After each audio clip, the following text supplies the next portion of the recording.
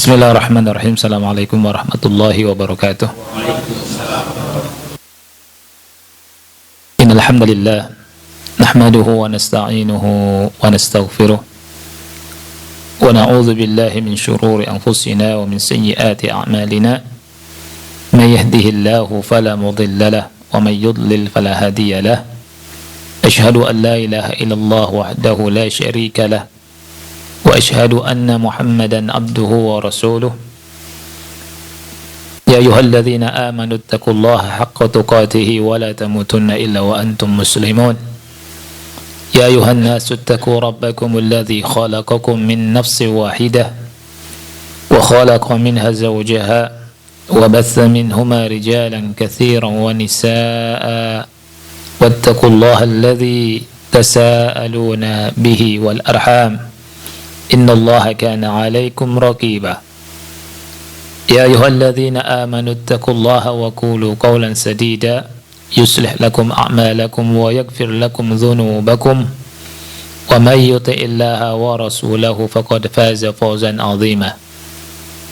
Amma ba'du, fa inna asdaqal hadithi kitabullah wa khairal hadi hadi Muhammadin sallallahu alaihi wa ala alihi wa sallam wa syarrul umuri muhdatsatuha fa inna kulla muhdatsatin bid'ah wa kulla bid'atin dhalalah wa kulla dhalalatin finnar. Bapak Ibu, ikhwan dan akhwat yang Allah muliakan, pada kesempatan yang mulia ini kita akan lanjutkan pembahasan tafsir dari surat Al-Baqarah, dan kita akan baca ayat ke 19, 20 dan seterusnya. Ayat yang ke-19 dan 20 ini masih berbicara tentang orang-orang munafik.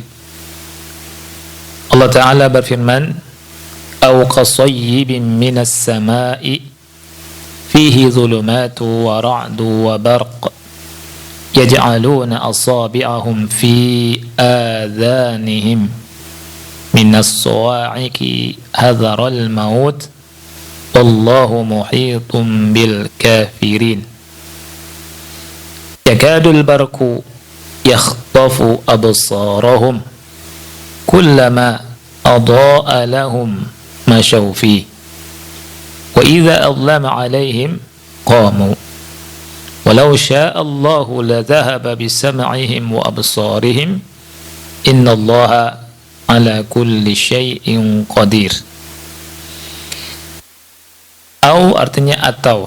Ini masih nyambung dari perumpamaan yang Allah sebutkan dalam ayat sebelum ini.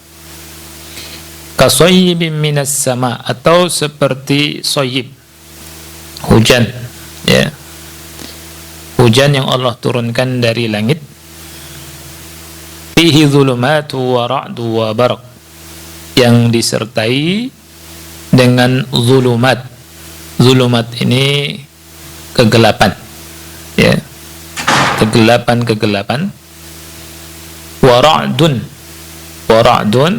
wa barq. Ra'dun itu suara halilintar, dan barq ini kilat. Di hujan deras di malam hari gelap dibarengi dengan suara guntur dan kilat.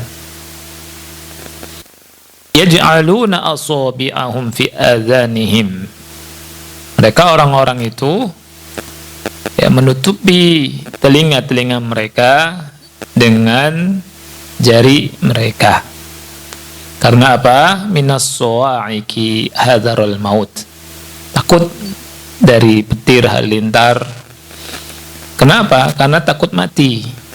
Hadharul maut. Wallahu muhitum bil kafirin, dan Allah itu meliputi orang-orang yang kafir. Nah, ini perumpamaan, kata Syekh Utsaimin, untuk orang-orang munafik. Ya, kata beliau, li ta'ifatin ukhra minal munafiqin. Ada kelompok yang lain dari orang-orang munafik. Atau boleh dikatakan, kata beliau, lihalin ukhra minal munafikin, atau Ini perumpamaan yang lain dari sifat orang munafik. Jadi kalau yang pertama berarti orang munafik memiliki sifat yang beda. Tapi kalau misalkan ini adalah sifat atau perumpamaan yang lain, berarti orang munafiknya itu aja. Ya, cuma punya sifat yang seperti itu. Nah, perumpamaannya di sini Allah memberikan perumpamaan dengan hujan. Mator nazil minas sama. Soyib, hujan yang turun dari langit. Apa yang dimaksud hujan di sini? Kata Syekh Utsaimin adalah al-wahyu alladzi nazala ala Rasulillah sallallahu alaihi wasallam. Adalah wahyu yang turun kepada Rasul sallallahu alaihi wasallam. Jadi hujan ini ibaratnya wahyu turun. Nah, dan hujan ini disertai dengan pertama zulmatul matar wa zulmatus sahab wa zulmatul lail. Jadi gelapnya kan di sini bentuknya plural, jamak. Ya, zulumatun. Ini kalau dalam bahasa Arab namanya jamak muannas salim. Ya. Jamak muannas salim ini jamak yang diakhiri dengan ta maftuha. Zulumatun. Kegelapan. Ya, jadi gelapnya itu betul-betul gelap. Gelap air hujan karena deras. Gelap yang kedua karena awan, plus gelap malam. Jadi gelap. Ya. Nah, disertai juga selain kegelapan itu, Allah gambarkan ada ra'ad dan barq. Waalaikumsalam warahmatullah. Ada ra'ad, ada suara guntur, ya. Ada barq, ada kilat, ya. Dan ra'ad, ya, suara guntur ini disebutkan suaranya seperti dengan suwaik. Ini menunjukkan gunturnya sangat keras, ya. Nah, dan suwaik ini Allah sebutkan di sini dalam rangka, kata Syekh Utsaimin, kasfi hali haula'il munafiqin, untuk membongkar kondisi orang-orang munafik, ya, wa bayan asyrarihim, dan untuk menjelaskan tentang keburukan orang-orang munafik, ya. Wa amma fil Qur'an min az-zawajiri wal wa'id liman asallaha azza wa jal. Wahyu yang Allah turunkan kepada Nabi Muhammad, Al-Qur'an ini isinya adalah az-zawajir wal wa'id, ancaman-ancaman. Nah, dianggap ancaman-ancaman ini kalau dibacakan bagaikan halilintar, gitu. Bagaikan suara yang menggelegar, ya, yang membuat takut orang-orang munafik. Nah, itu. Fadal Pak, antum sini Pak. Nanti kalau anda capek antum gantian yang isi kajian. Ya. Baik. Ahlan. Silakan.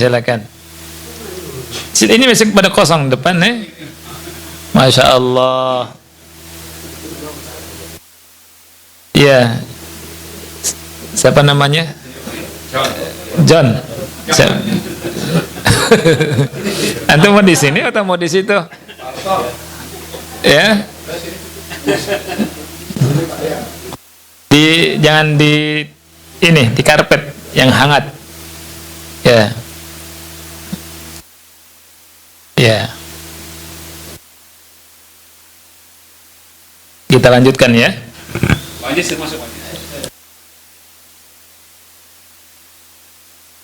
Waalaikumsalam warahmatullah.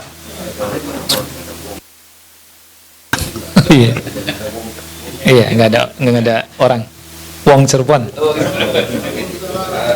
Ahlan, Pak. Masya Allah. Masya Allah. Iya.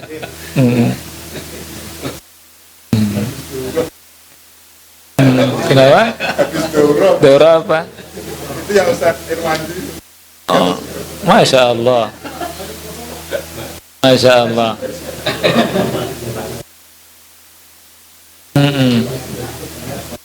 Ya.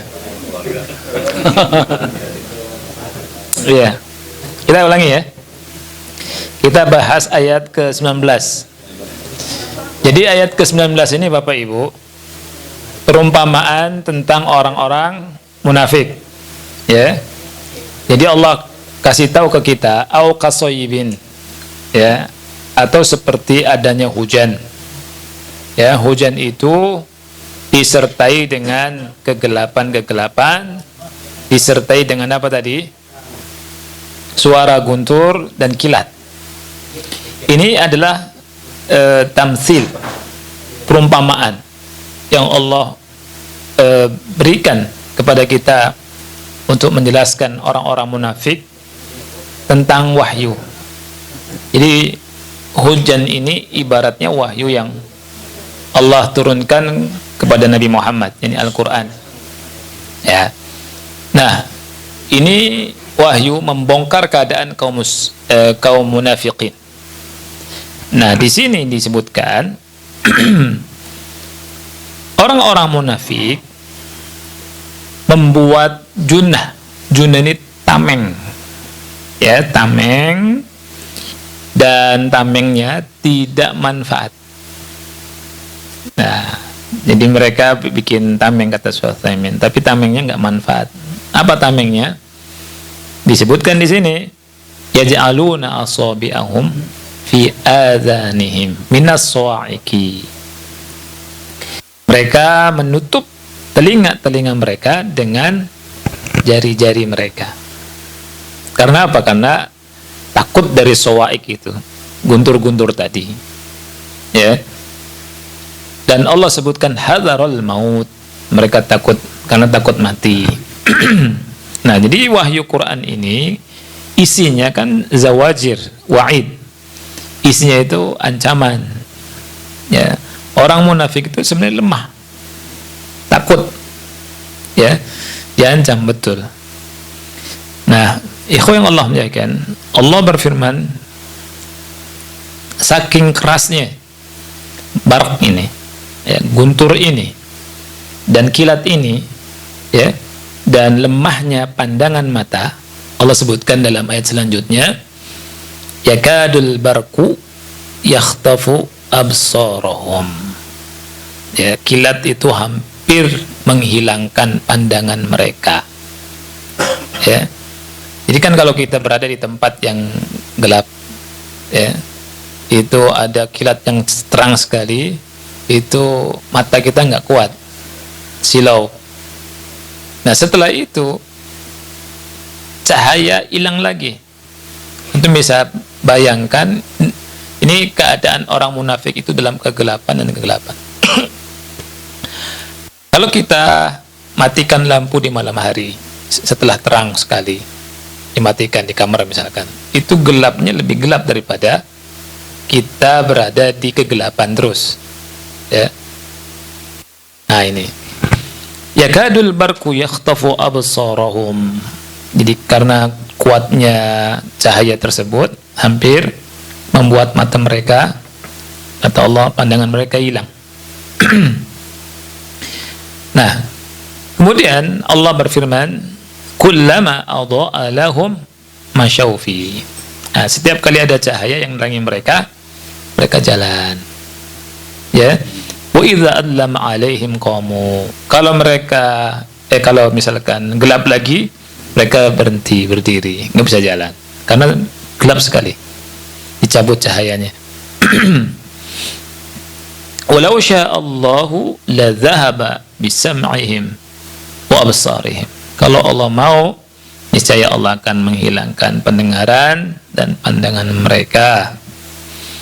Ya, innallaha ala kulli syai'in qadir. Sesungguhnya Allah Maha mampu untuk melakukan segala sesuatu. Ya. Nah, ayat ini atau dua ayat ini Bapak Ibu ada beberapa faedah yang bisa kita ambil, ya. Yang pertama, anna hala haula'il munafiqin halun dha'ifatun la tastati'ul muqawamata wa wal qiyam bi syar'illah. Keadaan orang munafik ini lemah, ya, dhaif, tidak bisa menjalankan syariat Allah, tidak bisa menjalankan, menegakkan syariat Allah, ya. Di orang-orang munafik itu orang-orang yang lemah, tidak mau dan tidak bisa menjalankan syariat Allah Subhanahu wa taala. Dijelaskan di sini oleh Allah, au qasayyibin minas sama, ya, fihi dhulumatun wa ra'dun wa barq yaj'aluna asabi'ahum fi adhanihim minas sawa'iqi hadarul maut wallahu muhitun bil kafirin, ya. Yang kedua, anna haula'il munafiqina indahum minal khawfi wadh-dhu'ri war-ru'bi ma yaj'aluhum yadhunnuna anna kulla sayhatin 'alaihim wa anna kulla wa'idin lahum wa anna kulla inzarin lahum aydan fahum jubana du'afa la yastati'una an yuqawimul haqqa liquwwatihi amamahum wa dha'fihim amamahu. Nah, yang kedua, orang-orang munafik ini punya rasa takut yang berlebih, yang dengannya mereka mengira semua peringatan yang datang dalam Al-Quran dan dari Rasul itu untuk mereka. Nah, mereka itu jubana, mereka itu orang-orang yang jubana. Jubana itu apa bisa kita katakan? Kalau misalkan suruh berperang takut, pengecut, saya. Mereka pengecut, mereka juga orang-orang yang lemah. Nah, ini Anda terjemahkan dengan terjemahan bebas, ya.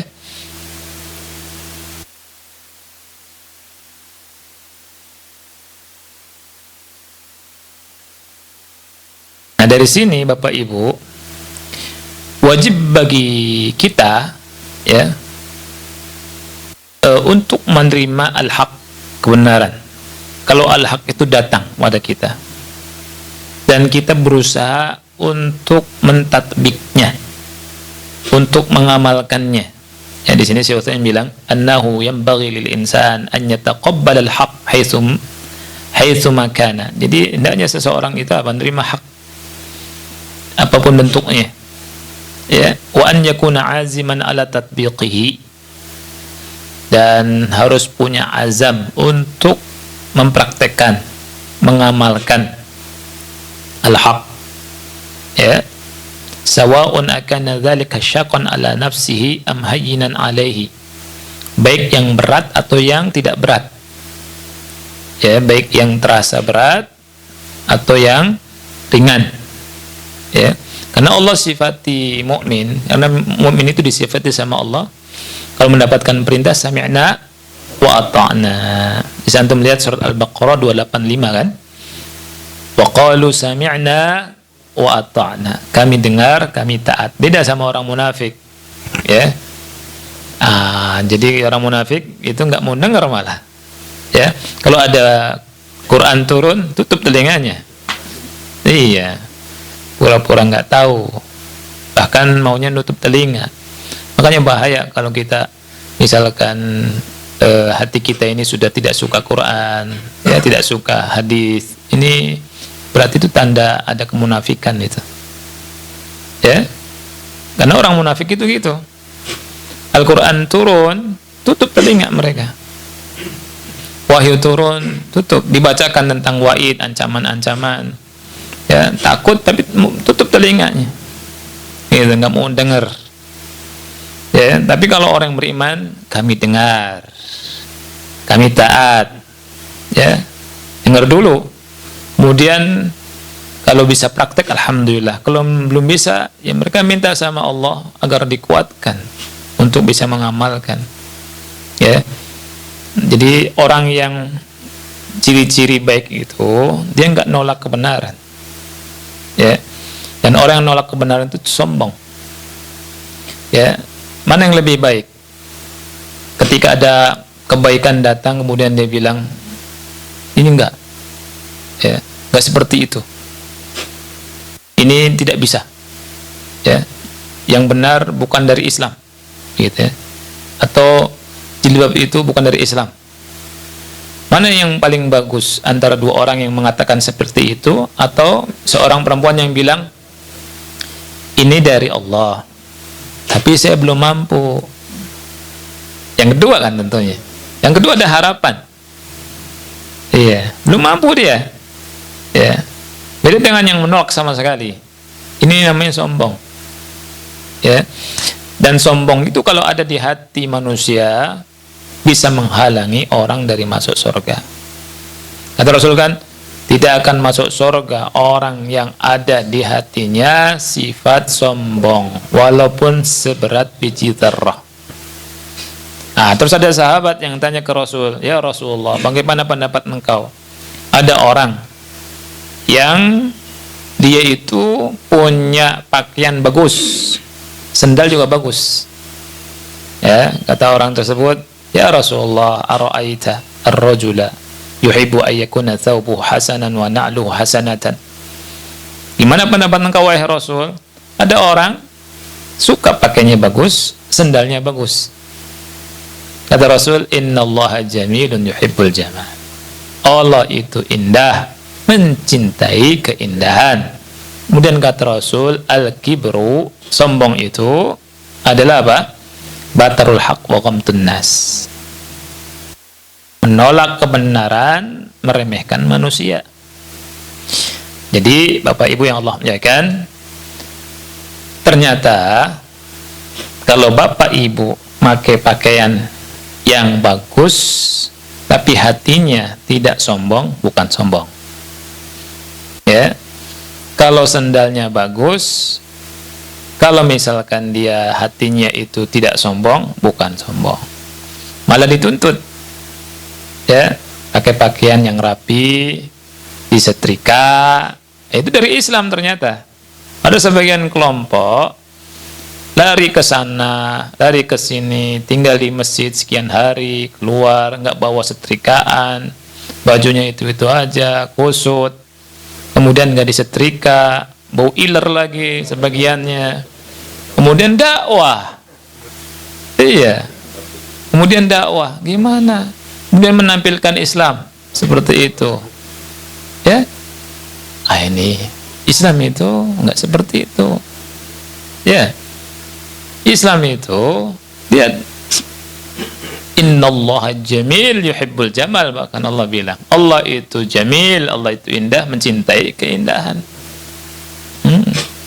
Ya, Allah itu indah, mencintai keindahan. Ya tidak? Nah itu. Jadi sebagian orang kayaknya kalau pakaiannya kusut, tawadhu. Ya. Sendalnya robek-robek, tawadhu. Sepatunya bolong kanan bolong kiri, tawadhu. Zuhud. Enggak begitu Islam. Ya, salah memahami. Justru Rasul bilang innallaha jamilun yuhibbul jamal. Justru dicinta sama Allah. Iya kan? Yuhibbul jamal. Nah, baru Rasul bilang al-kibru, sombong itu, kata Rasul, batarul haq, menolak kebenaran, wa ghamtun nas, dan merendahkan manusia. Dari sini kita mengetahui, ulama bilang sombong itu ada dua. Sombong kepada Allah dan sombong kepada manusia. Ya. Sombong kepada Allah gimana? Ada kebenaran ditolak, tutup telinganya. Ini namanya sombong sama Allah. Ini wajib nih, kata siapa? Ini sunnah nih, kata siapa? Gitu. Ya. Walaupun dengan bahasa yang lemah lembut. Ya. Misalkan ini sunnah ya. Ya, kata dianya dengan bahasa yang lemah lembut, kata siapa sih? Gitu. Karena ada orang bahasanya santun kan, lemah lembut kan. Tidak semua yang lemah lembut itu nggak sombong. Tapi ketika dengan kelemah lembutannya menolak kebenaran, sombong gitu di hadapan Allah. Batrul haq. Dan kadang-kadang, ikhwan, dan bukan kadang-kadang, kebanyakan ahlul bid'ah menjajakan kesesatannya itu dengan lemah lembut. Gak mungkin orang yang sesat itu datang ke antum, nih saya Syiah ya. Mungkin tidak? Gak mungkin. Gak mungkin takfiri, orang yang suka kafirkan orang, yang ngebom, datang ke antum, datang kemari misalkan, saya nih sesat, ya, gak mungkin. Dengan lembut, ya, dengan lembut. Ini kejadian Bapak Ibu, kisah nyata ini. Saya pernah dikasih tahu sama seorang perempuan, akhwat, ya. Dia jual pulsa, ya. Dulu kan ada isi pulsa, atau sampai sekarang masih ada ya, punya counter gitu ya. Di antara pelanggannya Bapak Ibu ada laki-laki. Wih, laki-lakinya mentereng, ya. Kemudian gayanya Masya Allah, plus suaranya lembut. Wah, gimana tuh ceritanya tuh? Biasanya perempuan kelepek-kelepek, lembut suaranya, tapi Syiah dia. Cerita tuh perempuan ini ke saya. Jadi ceritanya datang, dia diincer, kemudian ngobrol, tanya keadaan, tanya keluarga dan seterusnya. Sehari, 2 hari, ya, dengan suara yang lembut, indah. Padahal si wanita ini punya suami, tapi suaminya di Amerika, ya. Kemudian ditantang masalah Allah, masalah agama, perempuan tertarik kan?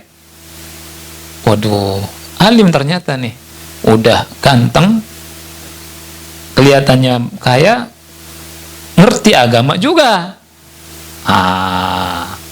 Akhirnya apa? Masuk Syiah si perempuan ini. Sampai dia bilang ke saya, Ustaz, saya ini dinikah mut'ah. Sampai saya cerai sama suami saya yang di Amerika. Gitu. Cerai sama suaminya. Gara-gara laki-laki ini. Saya bilang, saya mau tahu nikah mut'ahnya gimana. Nikah mut'ah itu begini. Tanpa wali, tanpa saksi.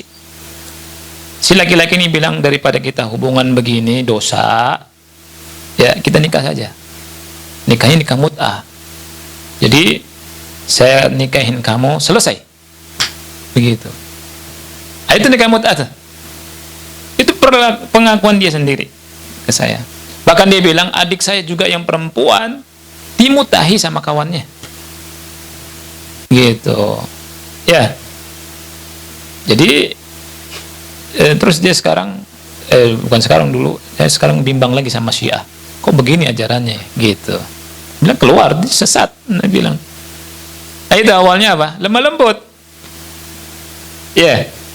Nggak ada orang sesat datang kemudian bilang terang-terangan saya sesat. Mau nggak ngebom hotel, ada orang kafir tuh, bom yuk, mau nggak yang begitu? Nggak ada. Ya, lihat juga nikah mut'ah juga bilangnya apa? Daripada kita berzina, padahal tetap berzina terus itu, nggak ada wali, ya tidak? Itu tuh, iya, ya, batrul haq, menolak kebenaran, dan kesombongan yang kedua, ghamtun nas, merendahkan manusia. Jadi perhatian, di sini di hati. Kalau ada di antara kita ada rasa, dia ini nggak ada apa-apanya, saya lebih dari dia, itu udah sombong.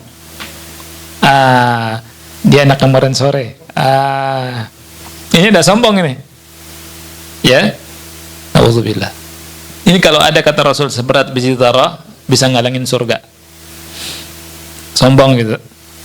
Makanya Kita perhatikan. Dan biasanya sombong itu, biasanya Allah uji orang dengan sifat lebih.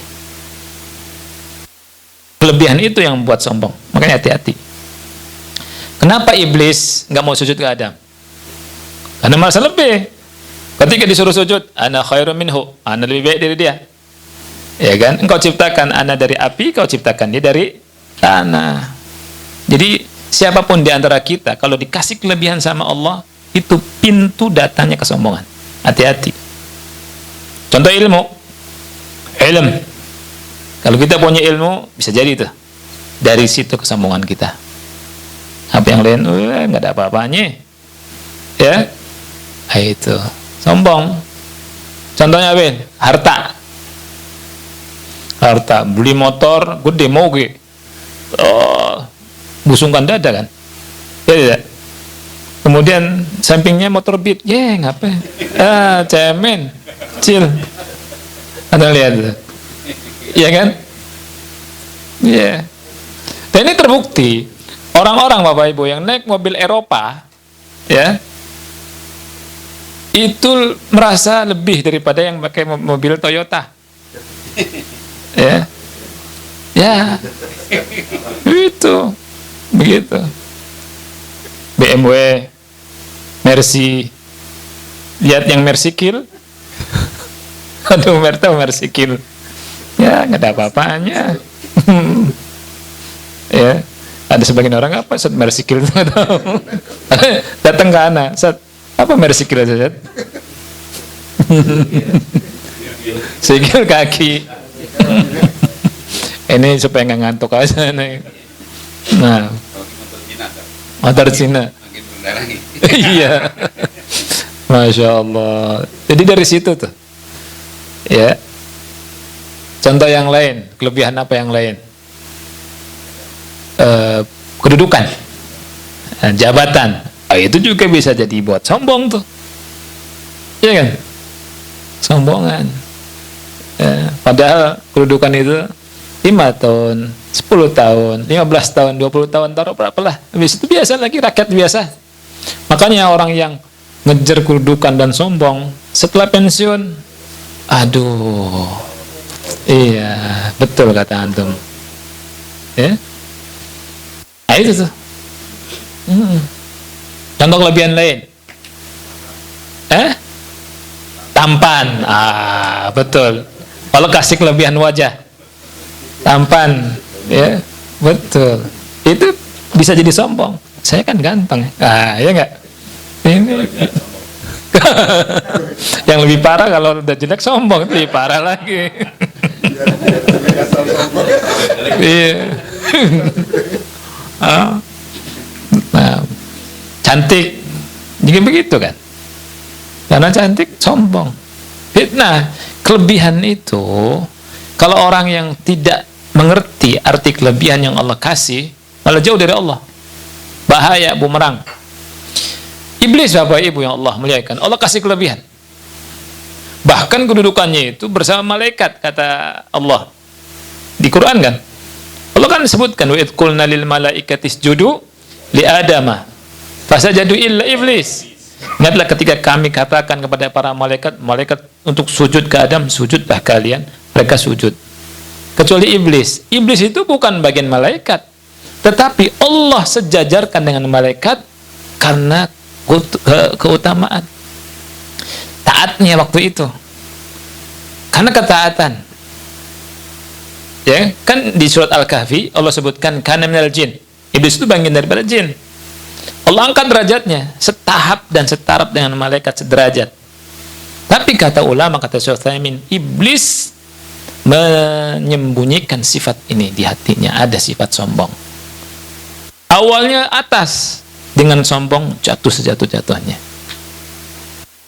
Ya, makanya Bapak Ibu yang harus kita selalu ingat adalah tawadhu. Kata Rasul SAW, tawadhu itu kalau karena Allah malah justru orang jadi derajatnya tinggi. Tawadhu, ya. Nah itu pernah Rasul SAW punya kendaraan kan, onta kalau nggak salah, saya lupa namanya, Onta Rasul itu kalau lari menang terus. Suatu saat lari itu balapan, dikejar sama ontanya sahabat. Para sahabat kan inginnya ontanya Rasul yang menang. Tapi ontanya Rasul kalah di saat itu. Ya. Dan Rasul mengingatkan bahwa memang makhluk itu nggak akan selalu berada di puncak, mesti turun. Itu untuk mengingatkan kita nggak boleh sombong. Ya. Jadi kita tidak boleh sombong. Ya, jadi sombong itu bahaya. Ya. Iblis saja sombong dari surga turun. Ya, dari derajat seperti malaikat turun. Nah, begitu ya. Nah, faedah yang ketiga. Annal Qur'an al-Karim kal matar. Al-Quran itu seperti air hujan. Kal matar. Gaisun lil ardi tantafi'u bihi wa yantafi'u bihi ahlul ardi jami'an. Jadi hujan di mana bumi bisa bermanfaat, bisa ngambil manfaat dengan air hujan itu. Penduduk yang ada di atas bumi juga bisa ngambil manfaat dengan itu. Nah, demikian juga wahyu Allah. Wahyu Allah itu seperti hujan. Ada yang bisa ngambil manfaat, ada yang tidak bisa ngambil manfaat, ya. Nah, itu. Jadi kalau orang kafir, orang munafik bisa nggak ngambil manfaat? Nggak bisa. Orang Islam yang beriman yang bisa ngambil manfaat. Hudal lil muttaqin. Ya, Anda nggak baca semuanya, ikhwan ya. Anda ambil faedah-faedah yang ini. Yang keempat, min fawaidi al-ayatil karimati allati fiha al-mathalu tsani anna haula'il munafiqina qad yastadhi'una ba'd asy-syai' ahyanan bima yarawna min an-nur al-hasili min al-wahyi. ولكن سرعان ما يزول ويذهب مع أنهم ينتفعون به على مشقة حتى إنه يكاد يخطف أبصارهم. Udah ngeri nih. Faedah yang keempat dalam perumpamaan yang Allah berikan dari yang kedua, orang-orang munafik itu kadang mendapatkan cahaya, ya, cahaya keterangan yang bagus dari wahyu, kadang mendapatkan informasi yang baik dari wahyu, akan tetapi cepat hilang. Sur'an ma yazul wa yadhhab, ya, pergi lewat begitu saja. Tapi kalau orang munafik, orang beriman dapat cahaya wahyu masuk ke hatinya, lama di hatinya, tambah keimanannya, ya, tambah ilmunya. Orang munafik bisa jadi dapat informasi, dapat ilmu, tapi di lisan saja. Ya, bahkan lebih hebat mungkin ilmunya, pengetahuannya banyak, gitu ya. Tapi lewat-lewat aja begitu aja. Iya, hanya untuk modal jidal saja. Kalau mau pinter, orang-orang munafik itu, masya Allah, ya. Wa idza ra'aitahum tu'jibuka ajsamuhum wa iyaqulu tasma' liqaulihim. Kalau kau lihat itu kau takjub lihat badan mereka. Bagus badannya. Ya. Kalau bicara dengar kita ucapan mereka. Itu disebutkan dalam Al-Qur'an. Ya, itu. Karena mereka memperhatikan retorika saja. Ya. Itu. Baik, yang kelima. Ayat ini menetapkan sifat masyiah bagi Allah. Masyiah, Allah punya kehendak. Ada tapi tidak jelaskan panjang ya. Ada kalimat yang bagus. Masya Allahu kana wa ma lam yasha lam yakun. Apa yang Allah kehendaki pasti terjadi. Apa yang tidak dikehendaki sama Allah tidak mungkin terjadi. Ini harus dipegang buat kita. Masya Allahu kana wa ma lam yasha lam yakun. Apa yang Allah kehendaki pasti terjadi. Apa yang tidak Allah kehendaki tidak pasti terjadi. Ya.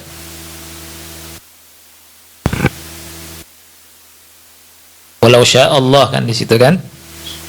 Kalau Allah kehendaki. Nah. Yang keenam, ya keenam ya. Iya. Di antara faidah ini, min fawaid hadhil ayat, anna Allah Ta'ala ala kulli syai'in qadir. Allah Ta'ala maha mampu Bapak Ibu untuk melakukan segala sesuatu. Ini harus dimasukkan ke hati kita semua. Kita isi hati kita dengan akidah ini. Ya. Dan kemampuan Allah itu tamah, kudratun tamah, sangat sempurna. Ya, tidak ada cacatnya. Dari semua sisi. Tidak kemasukan ajiz, tidak lemah sama sekali. Ya. Jadi Allah itu kalau menginginkan sesuatu itu, ya, dalam surah Al-Qamar 50 kan, wa ma amruna illa wahidatun kalamhim bil basar. Sekejap mata aja sudah kalau Allah menginginkan sesuatu. Ya. Itu. Dan makhluk Allah yang paling kuat malaikat di antara yang ada kan. Itu bisa memindahkan singgasana Ratu Bilqis sekejap mata. Ya kan? Ya, itu dari Allah kemampuannya. Dan Bapak Ibu kalau baca ayat-ayat yang berkaitan dengan Nabi Sulaiman di surat An-Naml ada. Itu kan Allah kirimkan surat lewat burung apa? Hudhud. Masya Allah, burung kecil ya. Ada pelajarannya tuh Bapak Ibu. Kita itu kata ulama jangan merasa kecil. Karena apa? Karena burung hudhud itu kecil. Tapi manfaatnya satu umat masuk Islam. Masya Allah. Ya, dengan burung hudhud. Nah, kemudian di antara kisahnya kan, siapa yang bisa memindahkan singgasana Ratu Bilqis dari Yaman ke daerah Syam? Kalau sekarang kan Syam itu ada Palestina dan seterusnya. Nah, kata jin ifrit apa ifrit? Qala ifritun minal jinni ya anna atika bihi qabla an taquma min maqamik. Berkatalah jin ifrit, saya akan mindahkan sebelum kau bangkit dari dudukmu. Jin ifrit. Jadi ada ifrit itu. Ya, tapi baca tuyul belum dapat. Bapak Ibu ada nggak tuyul? Siapa yang dapat jin tuyul? Ya, kasih tahu ana dari mana dasarnya. Nah, itu jin seperti itu. Ada orang kata Allah yang punya ilmu, saya dapat pindahkan itu sekejap mata. Nah, dipindahkanlah sekejap mata dengan cara Allah kirimkan malaikat ya, lewat doa orang tadi. Tek, dah nyampe itu. Masya Allah. Ya. Jadi Allah itu punya kemampuan yang luar biasa. Tamah, sempurna. Ya. Nah, kalau kita tahu Allah itu maha sempurna, Allah punya kekuatan yang luar biasa, kita harus tenang sama Allah. Harus teqah sama Allah. Oleh karena itu, ketika dalam berdoa pun jangan ada keraguan. Kalau kita berdoa nih Bapak Ibu, ada keraguan, dikabulkan enggak ya? Dikabulkan enggak ya? Apa mungkin ya dikabulkan? Itu berarti kita belum istiqomah sama Allah. Akidahnya masih harus diperbaiki lagi. Ya. Allah sanggup enggak ya? Waduh ya akhi. Jangan begitu doa itu. Apa mungkin ya? Ya. Nabi Ibrahim, nabi-nabi yang lain kalau doa yakin sudah. Nabi Ibrahim kalau doa itu langsung yakin. Kan ya Allah berikanlah penduduk Mekah ini apa? Buah-buahannya. Padahal waktu saat itu Nabi Ibrahim lihat gersangnya minta ampun kan. Iya. Nabi Ibrahim enggak apa mungkin ya? Itu enggak. Ya kan? Kalau kita kan apa mungkin ya? Subhanallah. Tapi buah-buahannya sekarang luar biasa, dari mana-mana ada, ya, dan terbaik lagi. Subhanallah, berkah emang. Di doa itu kata Rasulullah SAW, la yakul ahadukum Allahumma gfirli in syi'ta, irhamni in syi'ta, urzuqni in syi'ta, wal ya'zim mas'alatah. Janganlah salah satu di antara kalian kalau doa minta sama Allah, ya Allah ampuni aku jika engkau mau, ya Allah rahmati aku jika engkau mau, ya Allah rizkikan, ya Allah berikan rizki padaku jika engkau mau. Kalimat in syi'ta dihapus dari kamus doa. Dan ternyata banyak di antara kita pakai doa ini. Ya Allah jika engkau berkehendak ya Allah. Nggak usah doa begitu. Itu namanya ragu-ragu. Karena kata Rasul, wal ya'zim mas'alatah, hendaknya dia punya azam yang kuat minta sama Allah. Jangan kalau engkau kehendaki ya Allah, ini masuk hadis ini, kita minta aja, ya Allah ana minta agar kau masukkan anak ke surga, lindungi dari api neraka. Ya Allah ana minta mobil satu lagi ya Allah. Boleh enggak? Boleh. Iya, boleh. Iya. Masya Allah. Pulang sini kayaknya, iya, kenapa akhi? Oh minta istri satu lagi, subhanallah. Ketawa semua Pak Ibu ya. Kita minta sama Allah, ya Allah subhanahu wa ta'ala, kita tiqahi, tidak percaya sudah sama Allah, yakin sudah sama Allah. Karena doa itu tidak ada ruginya. Doa itu tidak ada ruginya selain dia ibadah, nggak ada ruginya. Kata Rasul, doa itu bisa satu dari tiga hal. Yang pertama dikabulkan, yang kedua dihindarkan dari bala yang semisal, yang ketiga disimpan di akhirat, disiap Allah kasih di akhirat. Berarti dari sini doa kita dikabulkan dah. Subhanallah. Ya. Ya, dikabulkannya kalau nggak dikabulkan permintaan kita dari sisi lain. Ya, jadi orang yang malas berdoa itu orang yang sombong. Tidak ngerti fikih. Ya, doa dan minta sama Allah. Kayaknya nanti pas ke masjid pada minta nih. Ya. Ya. Nggak ada. Iya, langsung aja. Ya Allah. Ya. Jangan. Semoga itu iya kayak semoga di depan Allah itu jangan kasih semoga. Iya. Tapi kalau misalkan kita ke antum, ya, semoga Allah kabulkan ya. Bisa. Iya kalau iya. Iya. Mogi-mogi. Ya, masa kita berdoa sama Allah, ya Allah moga-moga engkau kabulkan saya ya Allah. Enggak. Ragu. Iya, tapi kalau kita sedang khabar, ya mudah-mudahan Allah mudahkan kita ya. Itu mungkin. Tapi kalau ya Allah moga-moga engkau, gitu. Itu sama dengan di sini. Insya Allah Allah mengabulkan. Iya. Kalau kita sama Allah itu jangan ragu. Oh gitu ya. Tapi kalau kita khabar, kita ngobrol sama sesama nih, gitu ya. Ya, itu boleh. Insya Allah dikabulkan sama Allah. Iya. Jadi kalau kita lagi bicara sama Allah, ngobrol sama Allah, berdoa, kalimat-kalimat yang ragu dibuang. Kan Rasul bilang, jangan salah satu di antara kalian mengucapkan Allahumma gfirli in syi'ta, ya Allah ampuni aku kalau kau mau, jikalau kau mau.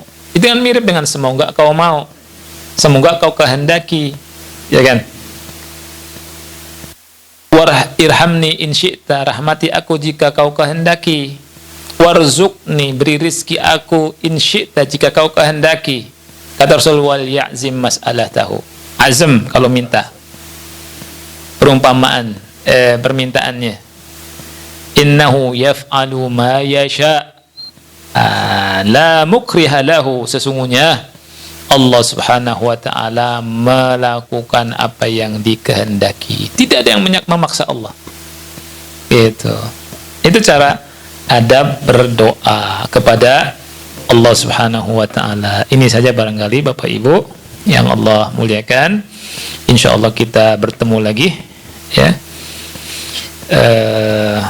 Atau ya, untuk hari ini dulu ya. Surat Al-Baqarah berapa?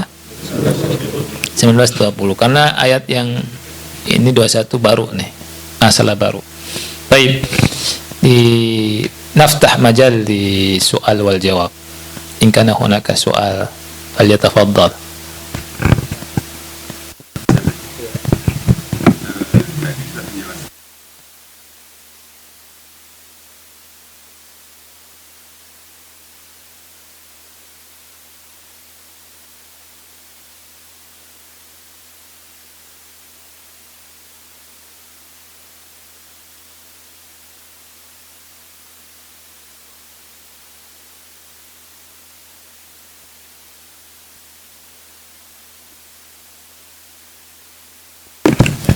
Penghalang-penghalang dulu. Ya. Ada. Ya, ya. Masya Allah. Ya. Ini pertanyaan bagus Bapak Ibu ya. Jadi kalau kita berdoa ya, kita ada harapan tinggi ya kepada Allah agar Allah mengabulkan doa kita.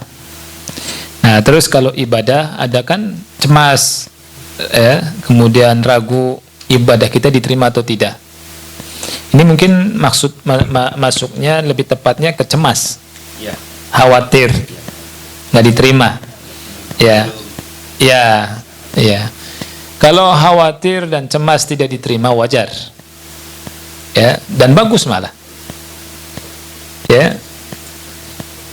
Karena apa? Karena Nabi Ibrahim sendiri itu mencontohkan kita.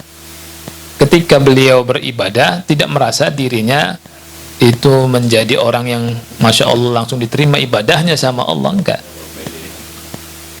ya. Dan ibadahnya Nabi Ibrahim sama Ismail kan ibadah besar, bangun Ka'bah. Doanya apa? Rabbana taqabbal minna innaka antas sami'ul alim. Wahai Rabb kami, terima amalan dari kami, sesungguhnya Engkau Maha mendengar lagi Maha mengetahui. Ini kata ulama kan menunjukkan bahwa Nabi Ibrahim nggak sombong, ya, dan tidak memastikan amalnya diterima. Makanya Nabi Ibrahim berdoa dari amalannya agar diterima sama Allah. Nah, ini orang yang Nabi yang mencontohkan kita dengan contoh yang baik. Ya, orang yang beriman seperti itu, beramal, tapi dia itu khawatir amalnya nggak diterima. Ya, nggak ada orang yang soleh merasa amalnya diterima, nggak ada, ya, itu. Tapi kalau orang itu nggak soleh, ya, nggak beramal, tapi merasa beramal banyak, amalnya diterima, berarti itu kurang soleh. Iya. Nah, wallahu a'lam bishawab. Ada yang lain?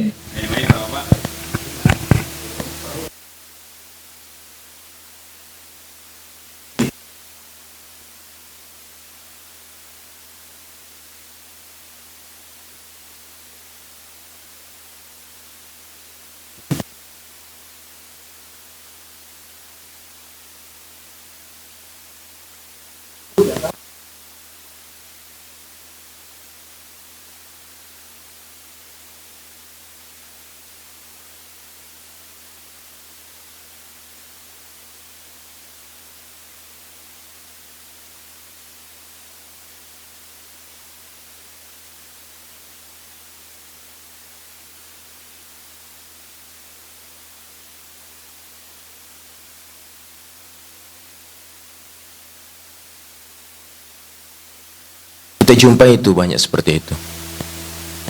Apa yang menghalangi? Faktor-faktor apa yang menghalangi seorang mendapatkan hidayah, Ustaz? Karena banyak orang hadir di majelis ilmu. Bahkan ulama besar sekaliber Ahmad bin Hanbal mengatakan, ratusan ribu orang duduk di majelis, hanya sedikit yang memahami. Dia duduk tapi nggak paham. Yang paham hanya sedikit yang menjalankan. sedangkan sebagian lagi menjadikan ilmu hanya sebagai hasanah untuk berjidal. Mohon maaf, bukannya merendahkan orang, bukan merendahkan orang. Demi Allah, hampir semua thalib itu kami yakin tidak berniat merendahkan saudaranya. Tapi faktanya seperti itu, Ustaz.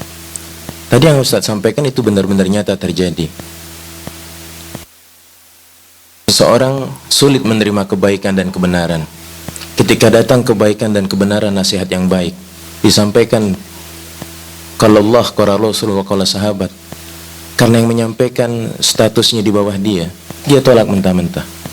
Walaupun dengan kesantunan yang tinggi, dengan kelemah lembutan. Dan itu banyak terjadi di sekitar kita, bahkan di negeri kita. Bahkan pemimpin kita pun mengerjakannya. Jadi faktor apa yang menghalangi seorang mendapatkan kebaikan?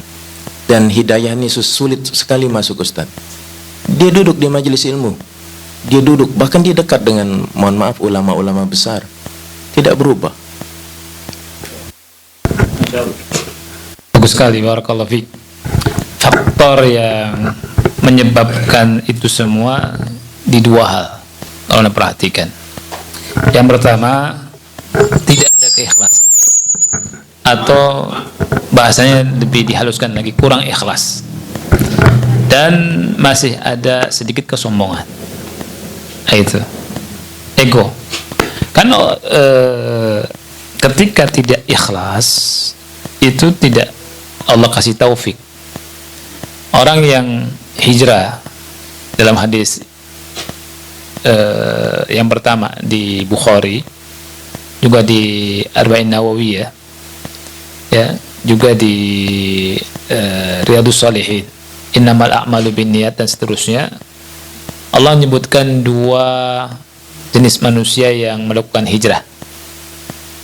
Ada yang hijrahnya karena Allah dan Rasulnya, mendapat Allah dan Rasulnya.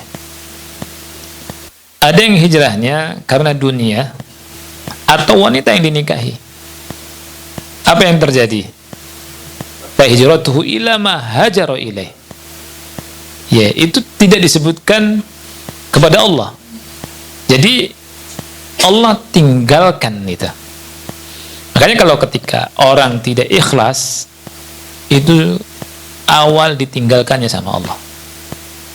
Ketika orang ditinggalkan sama Allah, ditolong nggak sama Allah? Tidak bakal ditolong sama Allah. Tidak akan dikasih taufik. Ya, jadi keikhlasan itu penting sekali.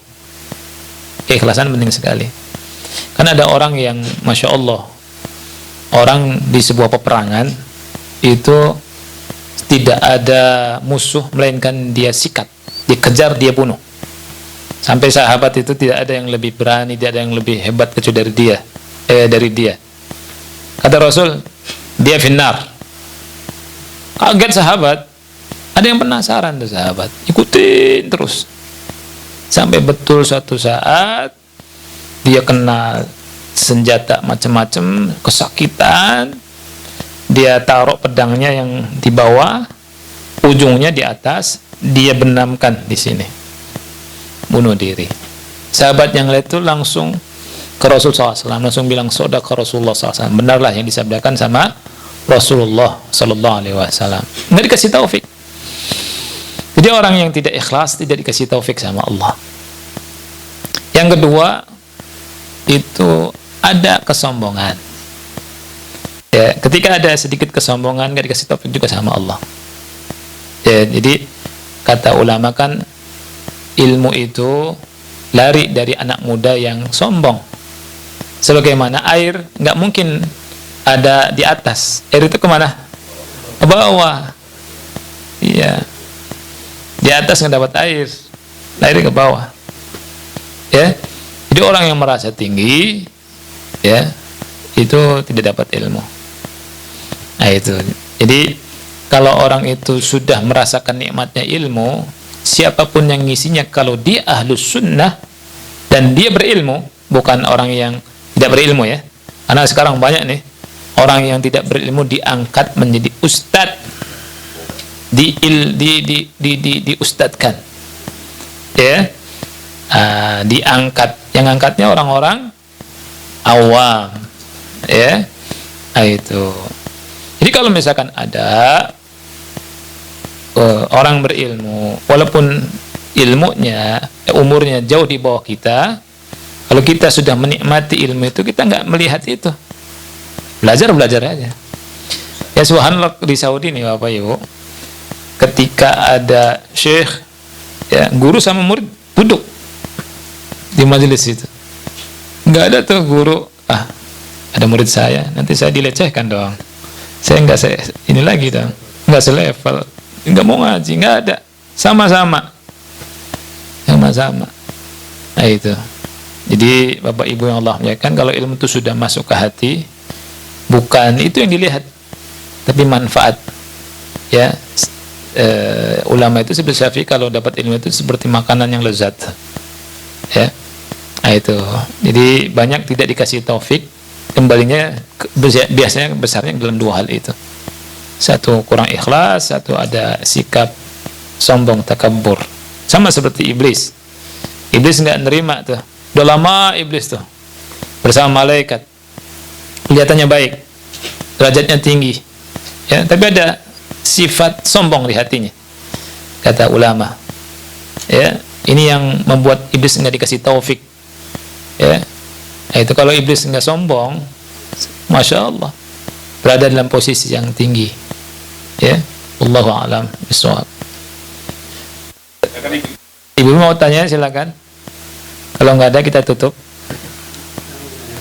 Silakan.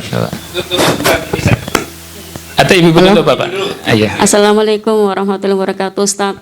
Waalaikumsalam warahmatullahi wabarakatuh. Ustaz mau nanya, jika kita mendoakan seseorang, misalnya gini Ustaz, semoga Allah memberkahimu.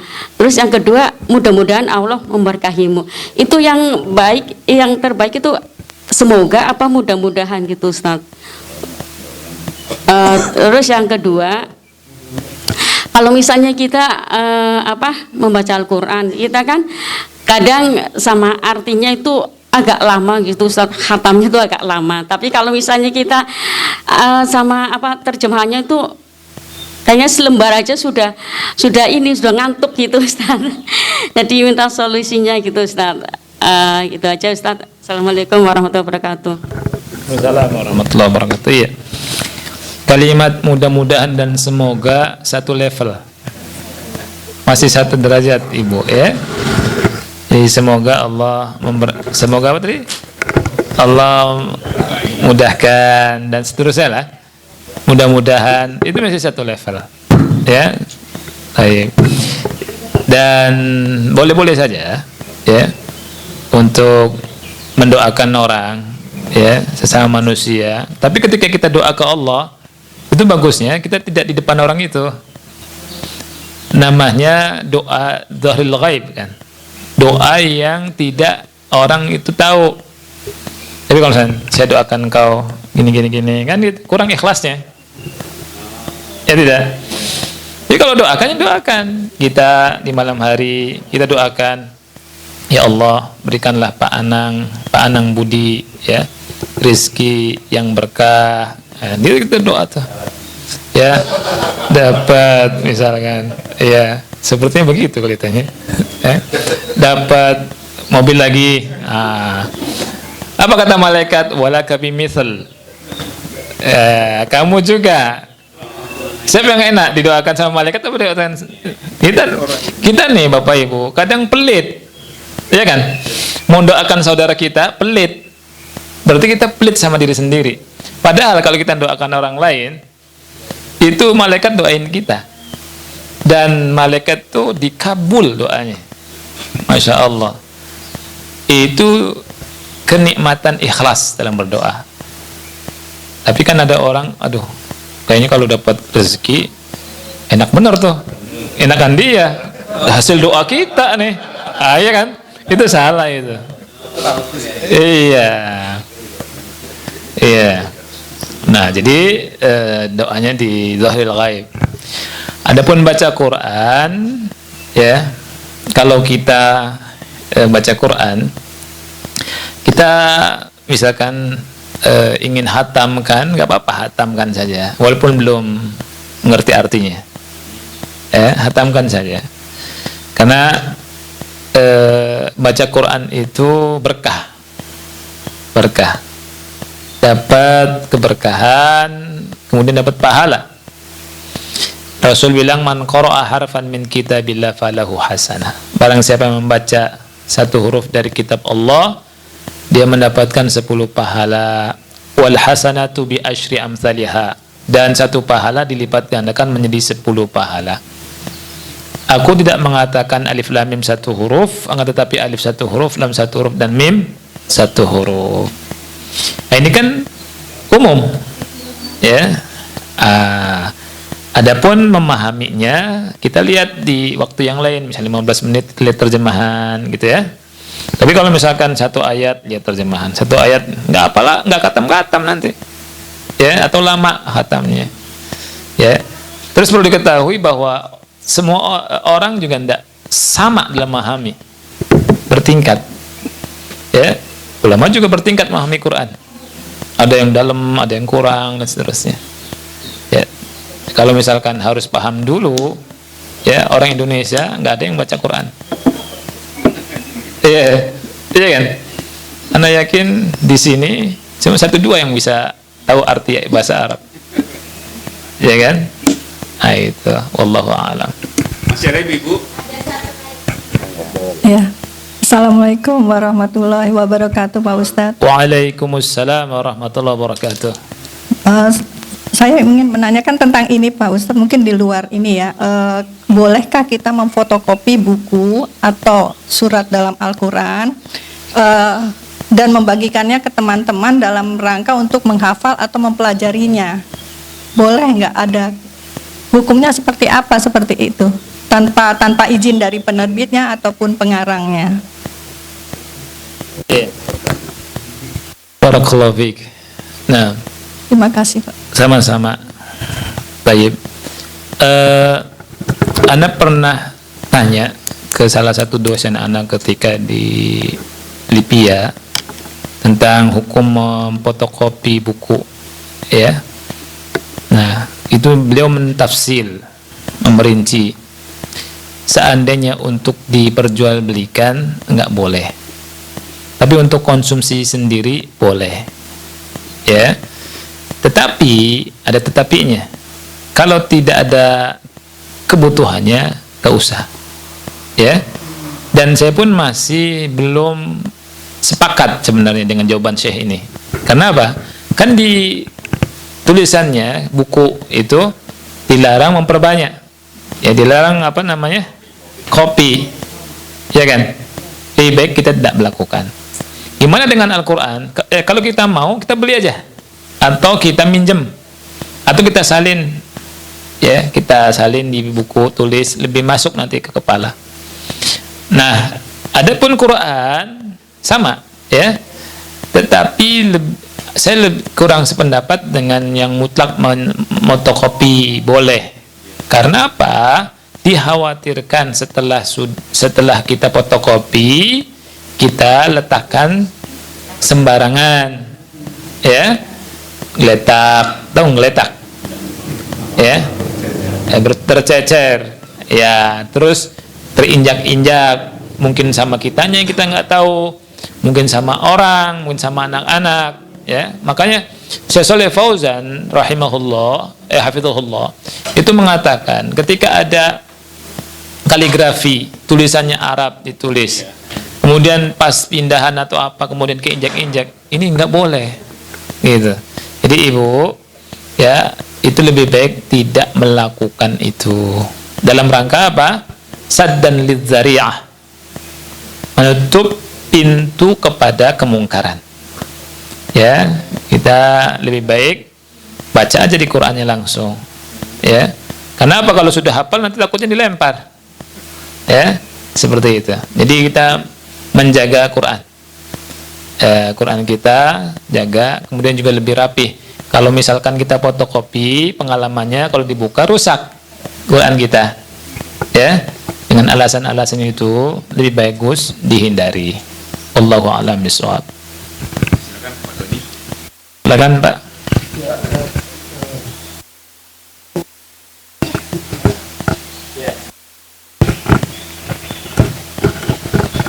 sebenarnya ikhlas itu saya mana saya tahu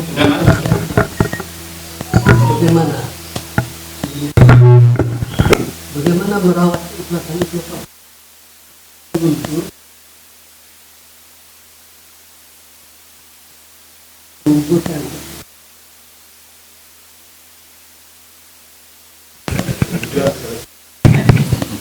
Baik, ada dua hal yang antum tanya. Yang pertama, apa itu ikhlas? Dan bagaimana mengetahui ikhlas? Ya, ikhlas itu kata ulama tajridul qasd ilallah, betul-betul memurnikan tujuan dan maksud khusus hanya untuk Allah. Itu ikhlas. Ya, jadi kalau belum mengkhususkan maksud tujuan ibadah kita untuk Allah saja, itu belum ikhlas. Ya, tapi definisi ini mudah, prakteknya susah. Ya, makanya ulama itu bilang orang yang memandang dirinya sudah ikhlas, kata dia, fa ikhlasuhu yahtaju ilal ikhlas. Keikhlasannya butuh kepada keikhlasan lagi. Jadi kalau misalkan Bapak Ibu ya, kita merasa ikhlas nih di hati, belum diomong nih. Kita misalkan sedekah, saya kayaknya ikhlas nih. Itu kata ulama justru ini butuh ikhlas lagi. Fa ikhlasuhu yahtad ilal ikhlas. Sampai segitunya ulama. Ya, itu ikhlas. Dan ada ulama yang bilang al-mukhlisu man yaktumu hasanatihi kama yaktumu sayyiatihi. Orang dikatakan ikhlas itu adalah orang yang sanggup dia menyembunyikan kebaikan-kebaikannya, amal-amal solehnya, sebagaimana dia sanggup menyembunyikan keburukan-keburukannya. Ada tidak Bapak Ibu kalau ada orang bermaksiat, ya, dia terang-terangan ngomong? Nggak ada, kecuali orang gila atau orang yang nggak punya hati, orang yang keluar dari fitrahnya. Nggak ada. Orang yang lurus itu dia malu kalau diomongin jelek, malu kalau maksiat diketahui orang, aib diketahui orang, dia sembunyikan. Jangankan sama orang lain, istrinya sendiri tidak boleh tahu karena aib, ya kan? Dia betul-betul rapat-rapat, ya, nggak boleh tahu orang, ya. Itu privasi yang sangat-sangat sulit orang tahu, ya. Jangankan orang yang paling dekat sama kita, istri, nggak mau kita tahu, karena harga kita, diri kita apa? Jatuh. Begitulah ikhlas. Kalau seseorang punya kebaikan, dia takut diketahui orang, baru ikhlas. Gitu. Iya, baru ikhlas tuh. Tapi kalau seneng, itu belum ikhlas tuh. Waduh, kok saya nggak disebut ya? Kok saya nggak disebut ya? Itu belum ikhlas. Ya, ya, apalagi bilang, saya ikhlas loh, saya sumbang nih 3 sak semen, saya ikhlas. Ya, nggak apa-apa, sebutin aja nama saya. Ikhlas kok saya. Ini Bahlul. Ya, ulama itu bilang al-mukhlis man yaktumu hasanatihi kama yaktumu sayyiatihi. Orang ikhlas itu orang yang bisa menyembunyikan kebaikannya seperti dia menyembunyikan keburukannya. Itu baru ikhlas. Iya. Dan orang yang sudah merasa ikhlas, fa ikhlasuhu yahtadi ilal ikhlas. Ikhlasnya butuh kepada keikhlasan. Masya Allah. Itu ulama tuh. Ya. Jadi betul-betul ikhlas itu berat. Iya. Iya. Susah. Setiap orang punya rasa itu kan. Iya, betul. Jadi itulah ikhlas. Ikhlas itu berat. Makanya kata Sufyan ats-Tsauri, ma'alajtu syai'an ashadda 'alayya min niyyati. Aku tidak pernah mengobati penyakit hati yang sesusah mengobati tentang niatku. Itu subhanallah tuh, ikhlas itu ajib. Pokoknya kalau kita merasa ikhlas, butuh ikhlas lagi. Itu baru rasa ya, baru di hati kita. Kayaknya tadi ngaji ikhlas ya, butuh ikhlas lagi. Gimana coba sama orang yang ngomong saya ikhlas kok, ngasih kamu begini, itu udah nggak usah ikhlas, itu nggak ada itu.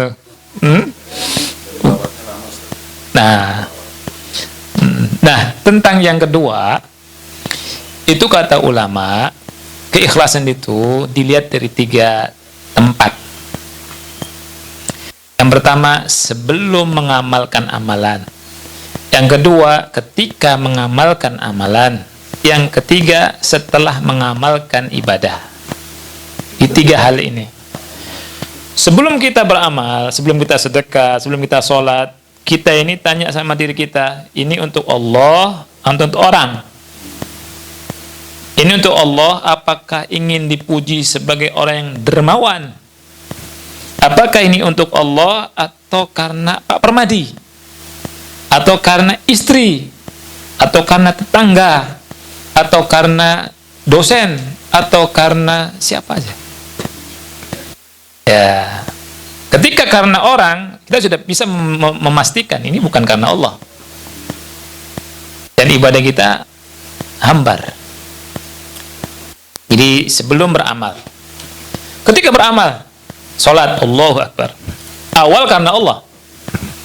Datang tuh orang yang kita kagumi, pede, ya, langsung kita bagus-bagus sholatnya, nundukin, ya, kemudian rukuknya lama, sujudnya lama, wah saya harus sesuai sunnah nih, ya,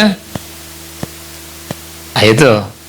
Tapi kalau dia berhasil, untuk Allah, itu masya Allah. Ya, tapi kalau goyang, ikhlas itu makanya luar biasa. Ya, berat. Digoyang kita. Makanya hamba yang menang itu hamba yang mukhlasin. Ya, hamba yang ikhlas. Yang ketiga, setelah amalan, ini yang paling penting juga. Ini yang paling penting. Setelah kita beribadah, ibadah apapun, sedekahkah, sholatkah, umrohkah, hajikah, masya Allah, bangun masjid, masya Allah, bangun masjid. Ana nih 50 masjid saya bangun, ya Allah, habis amalannya akhi, habis. Ya, tukangnya dari saya. Belum tahu ente ya? Ente belum tahu. Saya yang bangun. Habis itu. Habis akhi. Ya. Tadi malam, sholat malam dari jam 2 sampai setengah 4. Khusyuk, nangis-nangis, doa, masya Allah. Besoknya, ya, pasang status, betul. Ada bintang jatuh jam setengah 3. Ditanya, emang jam setengah 3 nggak tidur? Loh, iya dong. Masa kamu tidur setengah 3? Tidur mulu. Saya nih harus ada ibadahnya. Masya Allah. Habis dah. Ya, haji. Tadi saya haji ya tahun 2000 sekian. Masya Allah. Waduh, jadi luar biasa. Ikhlas ini luar biasa. Ya, luar biasa. Berat. Ya, memang betul, fa amma bi ni'mati rabb wa amma bi ni'mati rabbika fahaddits. Adapun tentang nikmat Rabbmu boleh kau katakan. Tapi ini sangat tipis antara ria, sombong dengan menghabarkan nikmat. Bergantung niat. Itu. Jadi luar biasa, Pak. Berat, Pak. Makanya ketika syaitan bilang saya akan goda manusia terus kan? Ya, saya akan goda mereka, ya. Atau Allah illal mukhlasin, kecuali hamba-hamba yang ikhlas itu enggak tergoda. Orang yang ikhlas, Pak, ya, dipuji hidungnya enggak push up, ya, dipuji, ya, tidak ngelambung dia, dicela tidak berubah, tidak merasa jatuh. Biasa orang ikhlas itu, Masya Allah. Pujian atau celaan sama menurut dia. Luar biasa. Ini ikhlas. Ya, itu berat, Masya Allah. Jadi tauhid ini penting, tauhid. Ikhlas itu penting. Ya.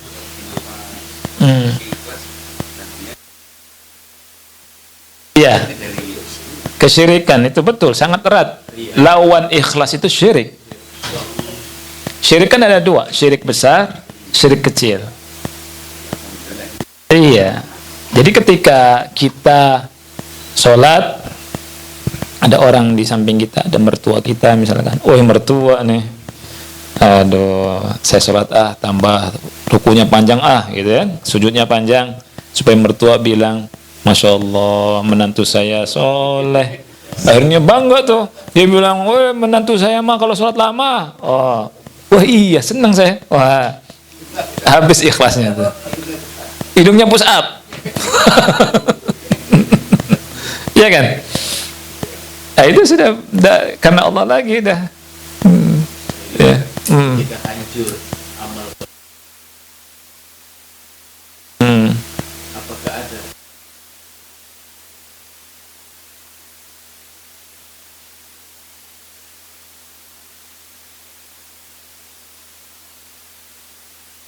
betul. dia mengucapkan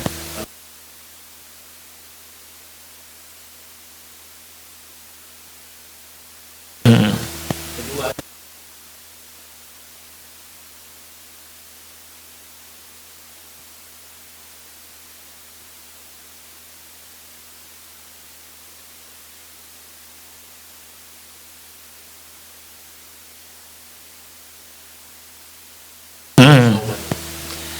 Thauban ini orang yang hadis Thauban adalah orang-orang mujahirun, Bapak Ibu ya. Al-mujahirun itu dari sisi lain ini, orang-orang yang melakukan maksiat tapi bangga menceritakan maksiat. Ini namanya mujahirun. Di malam hari dia maksiat, ditutup sama Allah. Di siang hari dia cerita ke orang dengan bangga. Ini namanya mujahirun. Ya. Nah, orang mujahirun ini enggak ada kemuliaan. Ya, la karamata lahum. Ya. Dan orang-orang mujahirun beda dengan tadi. Dengan ikhlas. Kalau ini dia melakukan maksiat tapi dia bangga. Ya. Makanya saya juga khawatir tuh orang-orang yang hijrah, kemudian dia tobat, cerita masa lalu, padahal sudah ditutup sama Allah.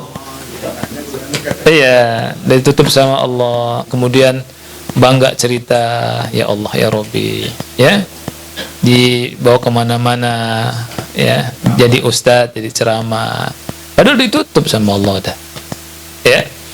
Itu ya, wallahu alam bisawab. Bapak Ibu, satu lagi habis ini sudah. Iya.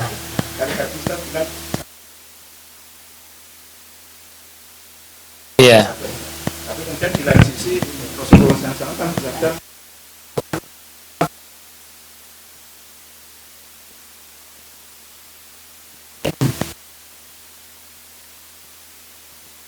tidak boleh bohong misalnya. Kemudian dia berbohong.